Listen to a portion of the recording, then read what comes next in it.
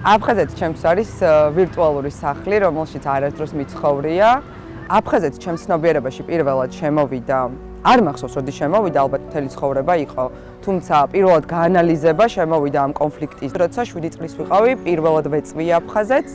და მას შემდეგ ყოველ ჯერზე, აი ახაც მივდივარ თვის ბოლოს, ყოველ ჯერზე ეგ მომენტი მაქვს, რომ თავიდან იწყება ეს ყველაფრის გაცნობიერება და მთელი ამბავი. კონფლიქტის დაძლევის გზები ამ ეტაპზე რა გეზიც გვაქვს, არც ერთი არ ჭრის, ვხედავთ.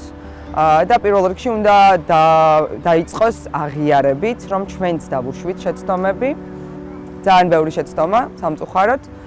ეს არის ორი მოძმე ერის თუ ძმების კონფლიქტი, რომელშიც მესამე პირი ჩაერია, ამის გაანალიზება უნდა მოხდეს, თუმცა უნდა გავაანალიზოთ ისიც, რომ ისინი ამისთვის მზად არ არიან, იმიტომ რომ არიან ძალიან დიდი პროპაგანდის ქვეშ და აფხაზეთი არ არის ერთ-ერთი ადგილი, სადაც პოსტსაბჭოთა კონფლიქტი დაიწყო. და ყველაზე მნიშვნელოვანი რაც არის, მე მათთან ძალიან ხშირი კონტაქტი მაქვს აფხაზებთან, მხოლოდ ნაცნობთან, არა ახალგაზრდებთან, რაღაცა სხვადასხვა პროექტებიდან გამომდინარე და აფხაზებს ყველაზე მეტად რაც წყინთ ჩვენი მხრიდან არის, რომ ამ კონფლიქტში ჩვენ მათ როგორც მხარეს არ მოვიაზრებთ.